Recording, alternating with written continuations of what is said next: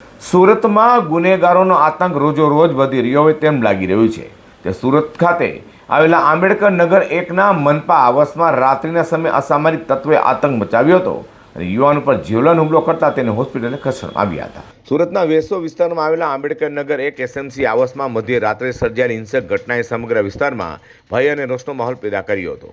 સુલતાન નામના વ્યક્તિની શોધમાં આવેલા માથાભારે શખ્સે ક્રિકેટ રમી રહેલા નિર્દોષ યુવકો પર જીવલેણ હુમલો કર્યો હતો, જેમાં 19 વર્ષીય યુવકની આંગળીમાં 6 ઇંચનું રેમ્બો ચપ્પુ ફસાઈ જતા તેને ગંભીર ઇજા પહોંચી હતી. ગત 28મી એપ્રિલની મધ્યરાત્રે બનેલી 12:30 વાગ્યાના અરસામાં 24 વર્ષીય સની ધર્માભાઈ ગોસ્વામી, તેનો 19 વર્ષીય ભાઈ બોબી તેમના આવાસની બહાર મિત્રો સાથે ક્રિકેટ રમી રહ્યો હતો.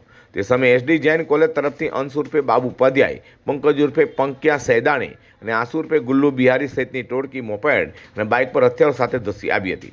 આ શખ્સો સુલતાન નામના વ્યક્તિને શોધવાના બહાને સ્થાનિકો સાથે કારણ વગર દાદાગીરી અને ઝઘડો કરી રહ્યા હતા. વાતચીત દરમિયાન અચાનક મામલો બિચકતા હુમલાખોરે આતંક મચાવ્યો હતો. હુમલાખોરે સંતોષ જગદેવ અને રાહુલ બેસાણે નામના યુવકોને ચપ્પુ મારી ગંભીર ઇજા પહોંચાડી હતી. ત્યારબાદ હુમલાખોરે રિક્ષા પાસે ઉભેલા 19 વર્ષીય બોબીને નિશાન બનાવી છાતી, પગ અને પીઠના ભાગે આડેધડ ઘા માર્યા હતા. બોબીએ બચાવ માટે હાથ આગળ ધરતા હુમલાખોરે પૂરી તાકાતથી ચપ્પુ માર્યું હતું, જે તેની આંગળીની આરપાર નીકળીને ફસાઈ ગયું હતું. આ ભયાનક દ્રશ્ય જોઈ ત્યાં હાજર લોકોના જીવ તાળવે ચોંટી ગયા હતા. પોતાના નાના ભાઈને લોહીલુહાણ હાલતમાં જોઈ સની તેને બચાવ વચ્ચે પડ્યો હતો, ત્યારે હુમલાખોરો સાથે આવેલા પ્રથમ નામના શખ્સે કુહાડી વડે સનીના પગના ભાગે જીવલેણ ઘા ઝીક્યો હતો. આ હુમલામાં તરુણ પાન પાટેલ, મયુર બાવિસ્કર, તુષાર ઉર્ફે તુતલી અને રાકેશ મોહિતો ઉર્ફે બાલી સહિતના અન્ય સાગરીતોએ પણ સાથે મળી મારામારી કરી હતી.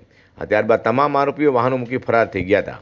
ગંભીર રીતે ઘાયલ બોબીને તાત્કાલિક મૈત્રી હોસ્પિટલ ખસેડવામાં આવ્યો હતો, જ્યાં તબીબોએ સર્જરી કરી ચપ્પુ કાઢવાની અને ઊંડા ઘા પર ટાંકા લેવાની પ્રક્રિયા હાથ ધરી હતી.